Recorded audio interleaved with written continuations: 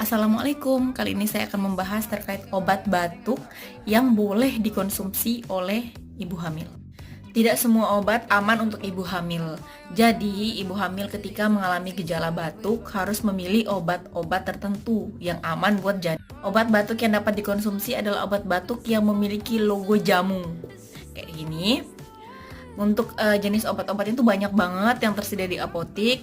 Di antaranya ada Laserin, ada Silek biasanya. Yang penting logonya itu adalah logo jamu.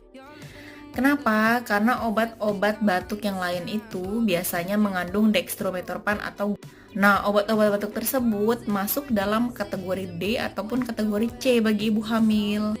Yang artinya ketika obat-obat tersebut dikonsumsi maka akan berpengaruh bagi si janinnya. Jadi bagi ibu hamil bisa mengkonsumsi obat-obat tersebut 2-3 kali sehari.